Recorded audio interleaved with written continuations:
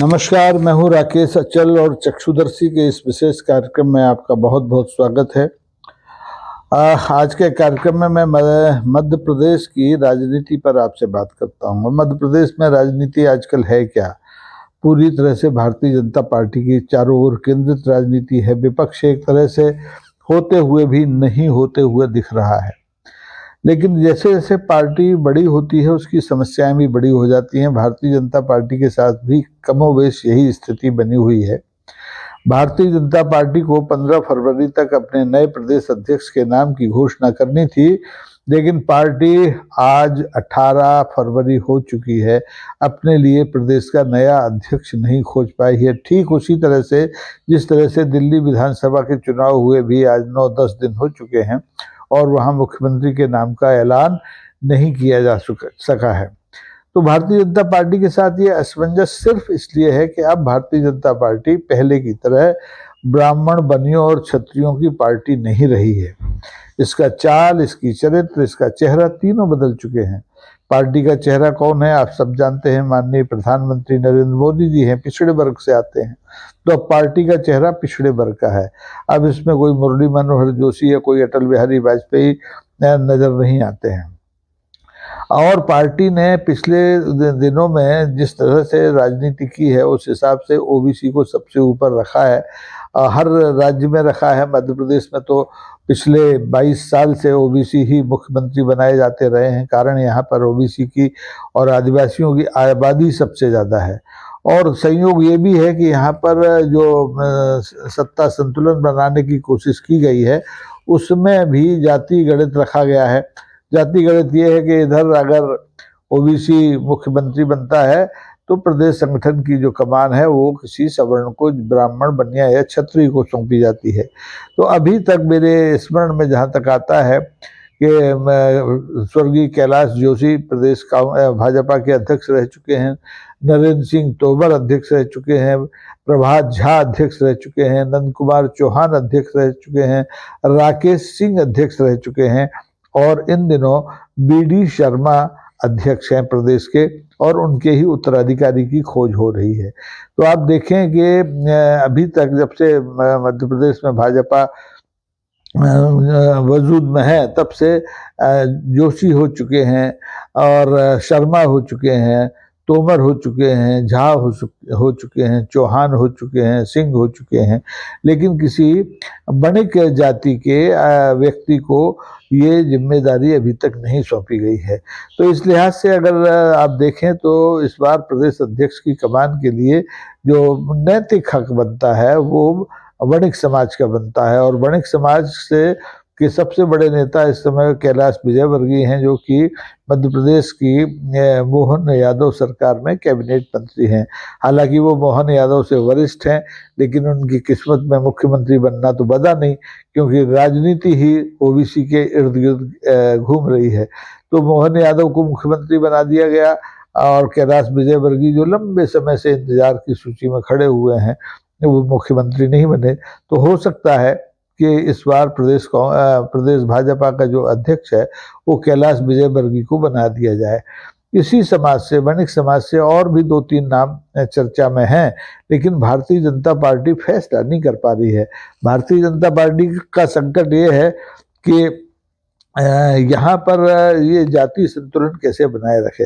Bharatiya Janata party जो क्षत्रिय, ब्राह्मण और बनियों की पार्टी हुआ करती थी वो उससे उस पहचान को तो खो चुकी है, बहुत पहले खो चुकी है। ऐसे में जो सवर्ण जाति के लोग हैं उनमें जो असंतोष है पिछले 2 दशकों से लगातार खदक रहा है, बढ़ रहा है, उसको कम कैसे किया जाए, ये भारतीय जनता पार्टी की हाई कमान की सबसे बड़ी चुनौती है। तो इस दौड़ में आप देखिए, हालांकि सभी सवर्ण जातियों के लोगों को प्रतिनिधित्व मिल चुका है सिवाय बनियों को छोड़ करके, फिर भी आप देखें कि रेस में बड़े बड़े नाम हैं। रेस में एक पूर्व गृह मंत्री हैं मध्य प्रदेश के, डॉक्टर नरोत्तम मिश्रा, उनका नाम भी है। वो इन दिनों खाली बैठे हैं, पिछले विधानसभा चुनाव में वो हार गए थे, बड़े अप्रत्याशित हार उनकी हुई थी, दतिया विधानसभा से वो चुनाव लड़ते हैं। तो माना जाता है कि वो भी प्रदेश भाजपा अध्यक्ष की दौड़ में है और सबसे आगे हैं। एक दूसरा नाम ग्वालियर अंचल से ही आता है, जयभान सिंह पवैया का। वो पूर्व सांसद रहे हैं, पूर्व मंत्री रहे हैं, इन दिनों वो भी खाली हैं, उनको भी विधानसभा में पहुंचने का अवसर नहीं मिला। तो ऐसे में उनके नाम पर भी चर्चा हो रही है। लेकिन किसी की जाति आड़े आ रही है तो किसी का स्वभाव आड़े आ रहा है।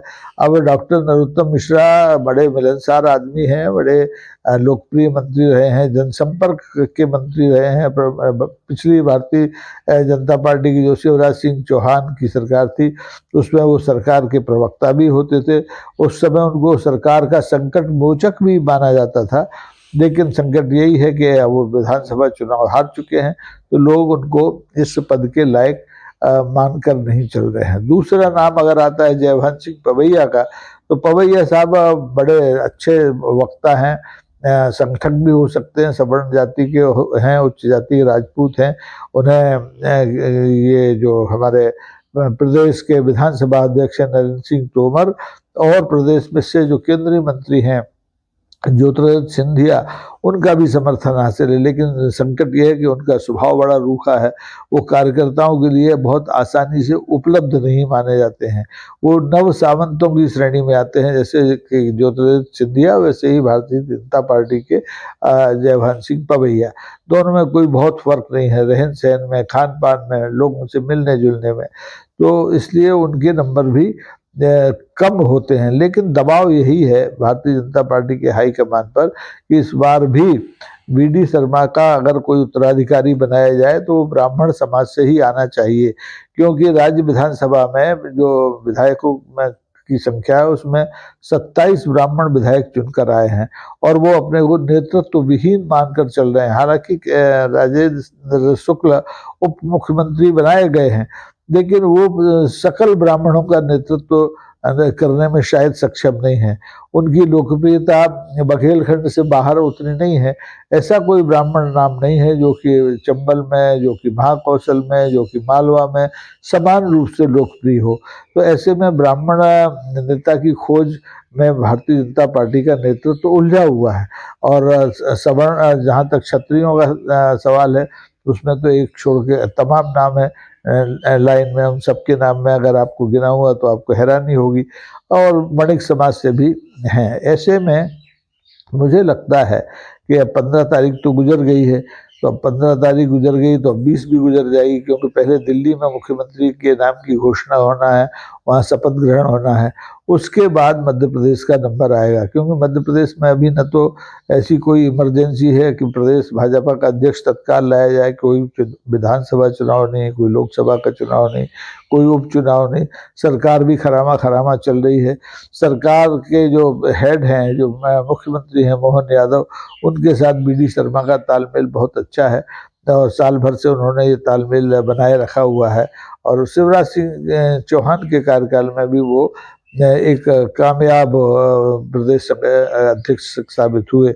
उनके नेतृत्व में ही कहा जाएगा कि मध्य प्रदेश में विधानसभा के जो 2023 में चुनाव हुए थे उसमें भारतीय जनता पार्टी को अखंड बहुमत मिला था, प्रचंड बहुमत मिला था। तो जमीन से जुड़े आदमी हैं और उनके जैसा दूसरा भाजपा अध्यक्ष, प्रदेश अध्यक्ष ढूंढना बाकी में कठिन काम है, क्योंकि न तो नरोत्तम मिश्रा वी.डी. शर्मा हो सकते हैं और न जयभान सिंह पवैया हो सकते हैं। कैलाश विजयवर्गीय हो सकते हैं, लेकिन कैलाश विजयवर्गीय के प्रदेश अध्यक्ष बनने के बाद सत्ता और संगठन में तालमेल बना रहेगा इस बात की कोई गारंटी नहीं है, क्योंकि कैलाश विजयवर्गीय की जो महत्वाकांक्षाएं हैं वो अनंत है और उनका अधिकार भी बनता है। उनकी वरिष्ठता, उनका अनुभव, उनकी व्यवहार कुशलता, उनकी लोकप्रियता, ये सब अगर मिला लिए जाएं तो फिर उनके सामने मुख्यमंत्री डॉक्टर मोहन यादव थोड़े बौने साबित होंगे। इसलिए मुझे लगता है कि विजयवर्गीय को इस बार भी ये मौका नहीं मिलेगा। कैलाश विजयवर्गीय को आप देखें कि पिछले शिवराज सिंह चौहान के कार्यकाल में भी उनकी महत्वाकांक्षाएं जब बहुत ऊपर आ गई थी तो उन्हें प्रदेश से हटा करके पहले हरियाणा विधानसभा, पिछले विधानसभा चुनाव का प्रभारी बनाया गया। उसके बाद उनको बंगाल भेज दिया गया। बंगाल में उन्होंने ममता बनर्जी के दांत खट्टे करने के लिए बहुत कोशिश की। राष्ट्रीय महासचिव की जिम्मेदारी उन्हें दी गई थी और बाद में अभी पिछले विधानसभा चुनाव में उन्हें दोबारा मध्य प्रदेश वापस भेज दिया गया, विधानसभा का चुनाव लड़ाया गया। हालांकि उनके अपने बेटे आकाश विजयवर्गीय को विधानसभा से वंचित कर दिया गया और वो विधायक से उनका टिकट काट दिया गया। तो एक वो दुखी और भटकती आत्मा है। लेकिन अगर भारतीय जनता पार्टी सचमुच प्रदेश में भाजपा की स्थिति को कायम रखना चाहती है, मजबूत स्थिति को कायम रखना चाहती है, तो उसे कैलाश विजयवर्गीय जैसे नेताओं को अवसर देना चाहिए। किसी भी वरिष्ठ नेता का बहुत दिनों तक मानवर्धन करना अच्छी बात नहीं होती है, क्योंकि देखिए मध्य प्रदेश में जब से भाजपा की ओबीसी की पार्टी बनी है, तब से ब्राह्मण नेतृत्व है वो परेशान है। गोपाल भार्गव का नाम मैंने पिछली बार आपको लिया था। गोपाल भार्गव सबसे वरिष्ठ भाजपा विधायक हैं, लेकिन उन्हें मुख्यमंत्री नहीं बनाया गया। नरोत्तम मिश्रा हार गए, अनूप मिश्रा को टिकट नहीं दिया गया। ऐसे ही अगर आप वणिक समाज में देखें तो बिश्नोई साहब हैं, अजय बिश्नोई जबलपुर के, उनको कोई मौका नहीं दिया गया, कोई महत्व नहीं दिया गया। मलैया साहब हुआ करते थे, वो भी अब घर बैठा दिए गए हैं। तो ऐसे में सिर्फ ओबीसी करके आप अगर प्रदेश में सत्ता संतुलन बनाए रखना चाहते हैं तो बड़ा मुश्किल है। लेकिन इस मुश्किल काम को केंद्रीय गृह मंत्री जो हमारे अमित शाह साहब हैं, वो अभी तक तो लगातार कर रहे हैं। वो घुड़की देकर, वो हिकमत अमली से, वो प्यार से कैसे मध्य प्रदेश में सत्ता का संतुलन बनाए हुए हैं, ये कहना बड़ा मुश्किल है, ये समझना भी बड़ा मुश्किल है। एक जमाना था कि जब वो तत्कालीन प्रदेश के गृह मंत्री नरोत्तम मिश्रा के घर पहुंच गए खाना खाने, तो लोगों को लगा कि अब नरोत्तम मिश्रा मुख्यमंत्री बनने वाले हैं, लेकिन नहीं बने। ऐसी स्थितियां अभी भी हैं। अभी 2-4 दिन पहले ही नरोत्तम मिश्रा के घर पर भीड़ ऐसे उमड़ी जैसे लगा कि उनका राज तिलक कल ही होने वाला है, कल ही वो प्रदेश भाजपा के अध्यक्ष बनाए जाने वाले हैं, लेकिन नहीं बनाए गए। तो ऐसी असमंजस की स्थिति भारतीय जनता पार्टी के सामने हर प्रदेश में है, और इस असमंजस से उबरने के लिए भारतीय जनता पार्टी का हाईकमान बड़े नए नए प्रयोग करता है। आपको याद है कि राजस्थान विधानसभा चुनाव के बाद वहाँ कैसे मुख्यमंत्री को बनाया गया, कैसा एकदम पहली बार का विधायक मुख्यमंत्री बना दिया गया, और जो वरिष्ठ नेतृत्व था वो ताकता रह गया। वसुंधरा राजे को किसी ने पूछा नहीं। वसुंधरा राजे के कद के बहुत से नेता राजस्थान में थे, उन्हें पूछा नहीं गया। छत्तीसगढ़ में आप देखें, एक पूर्व सांसद थे साय साहब, उस समय के वर्तमान सांसद थे, साय साहब को मुख्यमंत्री बना दिया गया।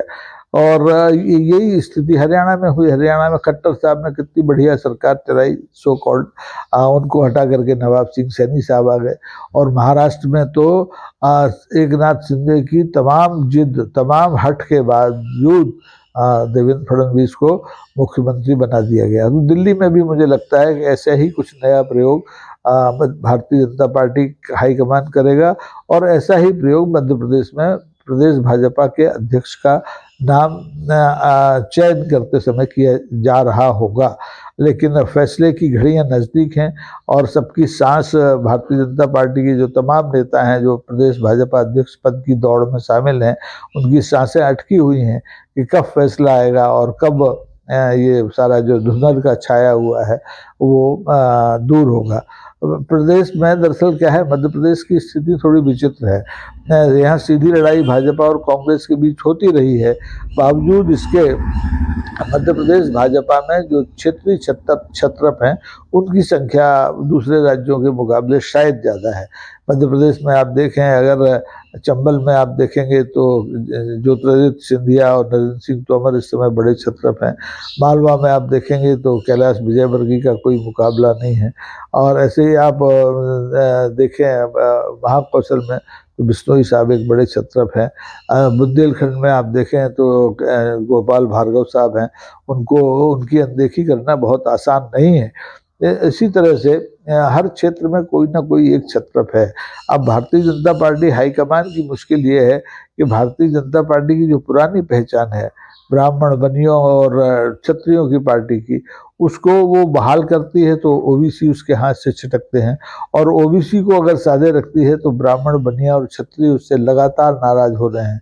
प्रदेश के कारोबार में, प्रदेश के तमाम क्षेत्रों में ब्राह्मण बनियों और क्षत्रियों का प्रभुत्व रहा है, लेकिन पिछले 10 साल से सभी दुखी हैं, क्योंकि उन्हें राजनीति में भागीदारी, सत्ता में भागीदारी के अवसर लगातार उनके कम किए जा रहे हैं, उनके कारोबार इससे प्रभावित हो रहे हैं, उनकी कोई सुनने वाला नहीं है। तो ऐसी स्थिति में अगर मध्य प्रदेश में भारतीय जनता पार्टी समझदारी से काम नहीं लेती है तो ये एक आत्मघाती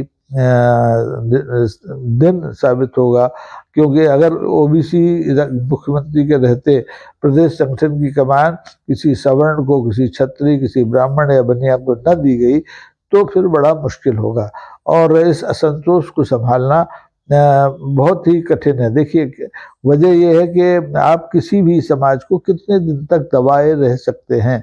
तो असली जो खून पसीना है भारतीय जनता पार्टी को खड़ा करने में, वो तो ब्राह्मण बनिया और क्षत्रियों का ही है। उन्हीं का पैसा लगा हुआ था, उन्हीं की ताकत लगी थी।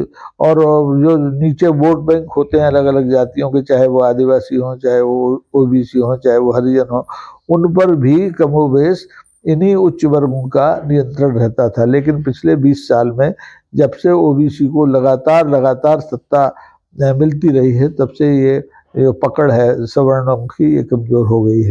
तो अब देखते हैं आने वाले 1-2 दिन में क्या स्थिति बनती है, और तब तक आप देखते रहिए, नजर रखिए मध्य प्रदेश की राजनीति पर, दिल्ली की राजनीति पर। आज के लिए इतना ही काफी है।